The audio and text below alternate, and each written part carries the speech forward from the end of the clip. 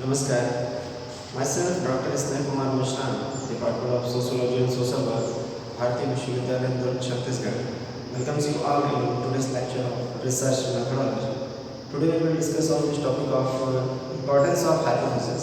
In our previous lectures, we have discussed about what are the consequences and what are the main concept and procedure of the hypothesis and how we use it, and we have discussed also about the main types of hypothesis which are broadly uses in social researches by many kinds of scholars and subject experts.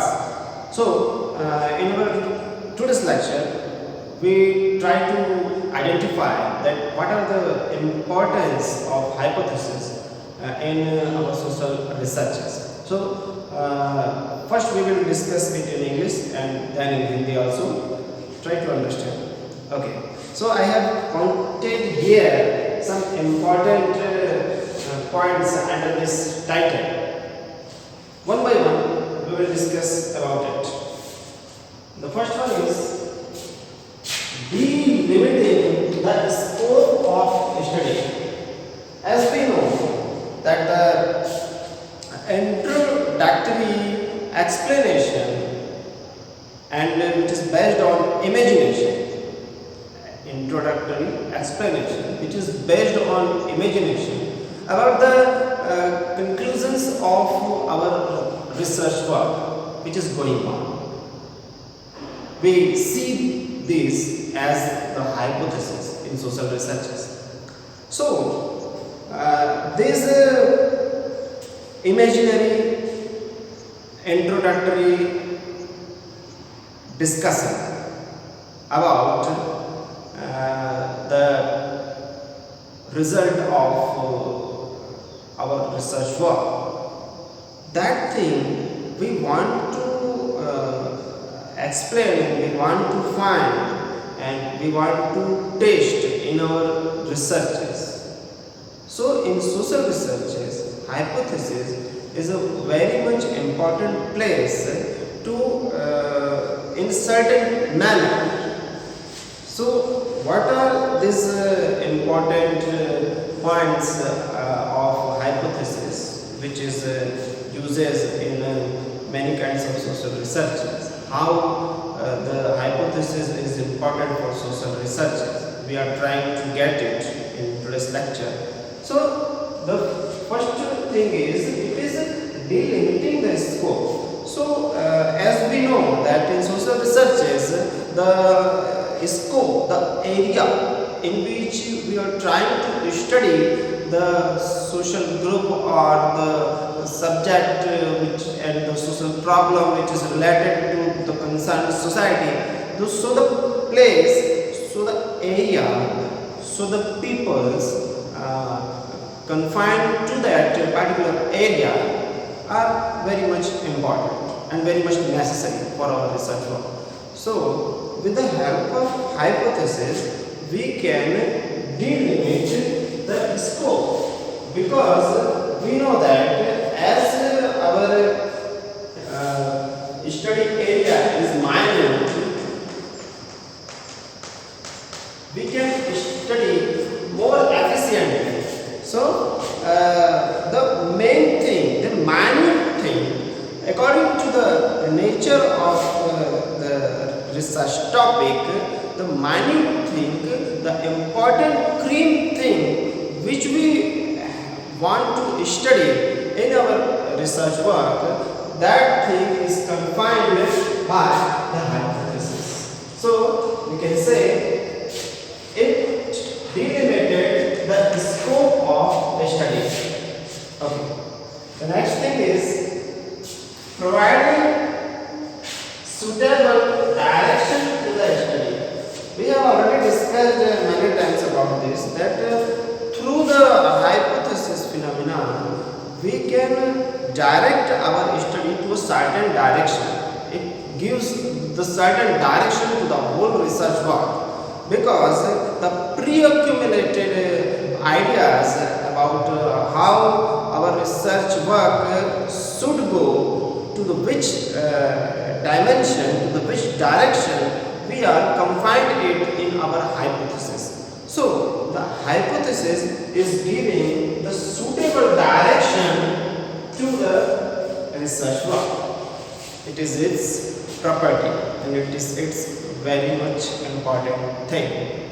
The next is bringing definiteness in the study. So we know that research work is indefinite and uncharted work as it is proposed.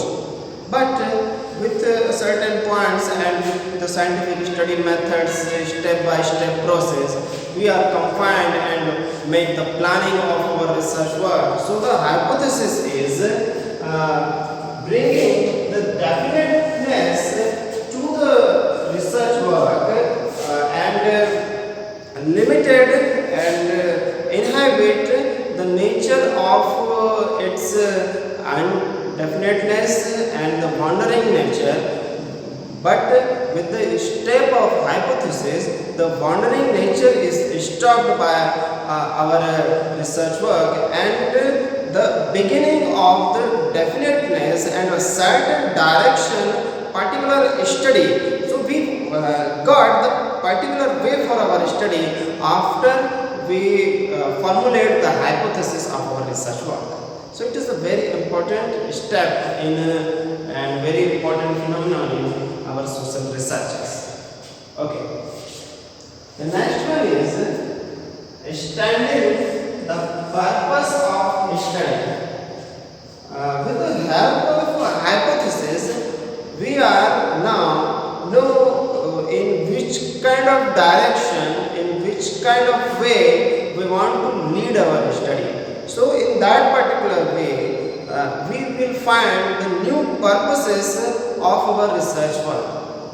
When we have already met the main motto and the main objectives of our research work, but by we are formulating the hypothesis, we can correlate the hypothesis with the objectives, and in the field, in the particular society's group or the community in which you are trying to study the people of it. So in this field work, we can correlate our hypothesis objectives with the main objectives, and with both things handling simultaneously, we can lead our research work successfully. So it is helpful for understanding the purpose of our study and to match the field work with the main objectives of our research work, which we have made as in our synopsis. Okay. The next one is, it is helpful of collection of relevant data. So as we know, by the procedure of hypothesis, what will be the way of our research work? So as we know the way of our research work, the direction of our research work, the relevant data for our purpose of study, we can collect now. As our motto is clear, as our direction is clear, as our way is clear of our study of our research work. So with the help of formulation of hypothesis, we can collect the relevant data for our research work with the concerned research area and with the concerned people, which is our sample size. So in this manner, we can collect the appropriate data with the appropriate persons for fulfilling the objectives of our research work. The next is, it is helpful in drawing conclusions. So we have already seen that the hypothesis is a pre-accumulated imaginary introductory definitions and introductory discussions about the conclusion of our research work. So with the help of it, we can derive the conclusions of our research work. So what are the future result of my research work? We can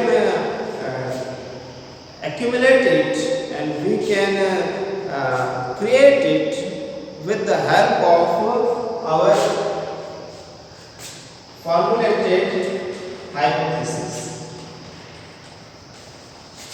So it is very important that formulated hypothesis is helpful for creating the conclusions, the imaginary conclusions, which is based on already the knowledge which we have gathered about that subject and that matter. And this formulated hypothesis make the imaginary and the probable conclusions about our research work and our research area. So in this manner, these conclusions are only we can perform by our hypothesis, which is formulated by the scholar with the profound knowledge about that particular topic in which we are trying to study.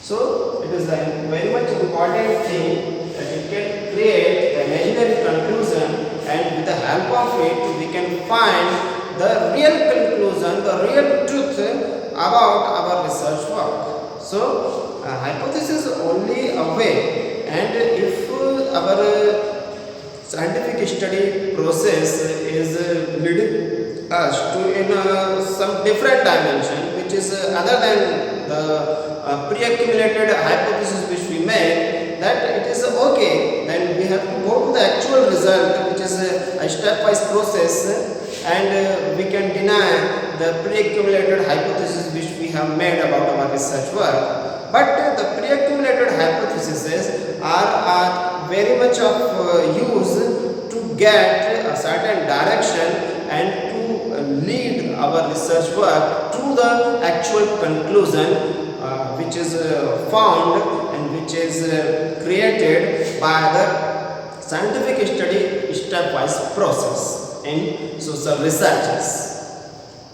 And the last one is, it is helpful in searching the truth.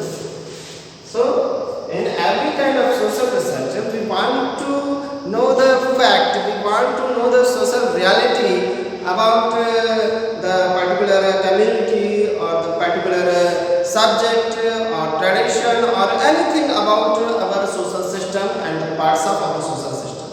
So with the help of hypothesis, the pre-accumulated ideas about our research work, the pre-accumulated conclusions about our research work can lead us to the truth, to the social reality, to the social fact, which is the case in reality for that particular community or for that particular social group.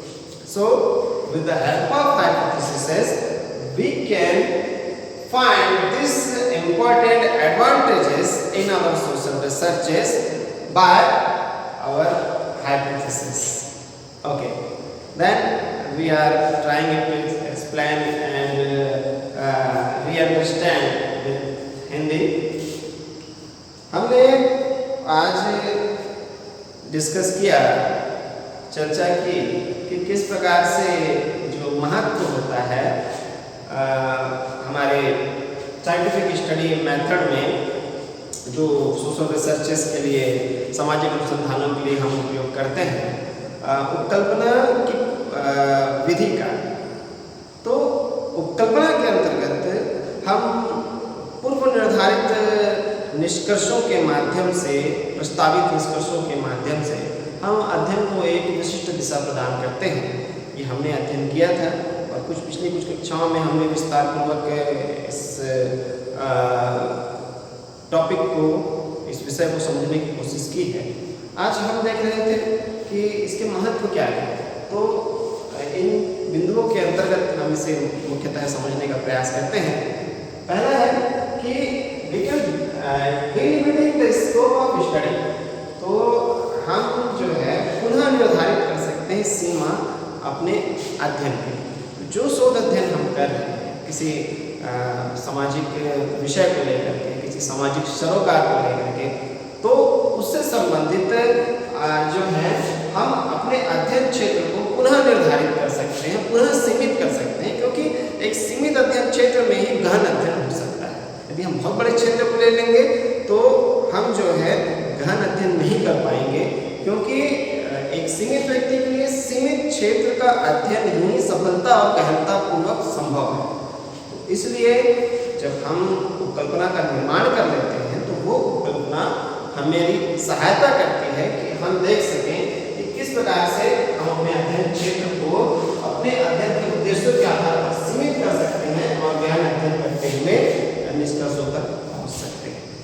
Okay, अगला है कि ये जो है एक निश्चित दिशा प्रदान करता है हमारे अध्ययन को। उपकल्पना के द्वारा हमारे अध्ययन में निश्चित दिशा मिलती है। ये दिशा हम उन एक्यूमुलेटेड हाइपोथेसिस के द्वारा प्राप्त कर सकते हैं, क्योंकि उपकल्पना की सहायता से हम अध्ययन से संबंधित संभावित प्रस्तावित निष्कर्ष निकालने का प्रयास करते हैं, ताकि हम समझ सकें कि हमारे अध्ययन का परिणाम क्या हो सकता है, किस दिशा में हो सकता है। इस प्रकार से हमारे अध्ययन को एक दिशा मिलती है और हमें एक रास्ता मिलता है, एक दिशा मिलती है जिसके तहत हम अपने अध्ययन को आगे बढ़ा सकते हैं, और इसके माध्यम से जो है हमें एक निश्चित दिशा की प्राप्ति होती है जो बहुत मददगार होती है हमारे अध्ययन को आगे बढ़ाने के लिए। ये इस पॉइंट को कहा जाता है।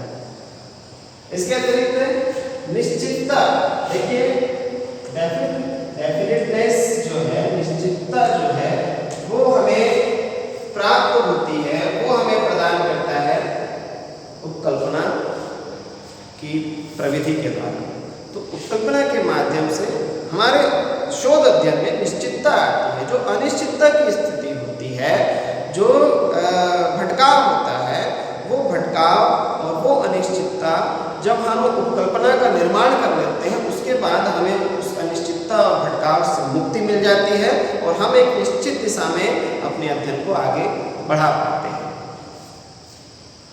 चलिए अगला देखते हैं, standing the purpose of study.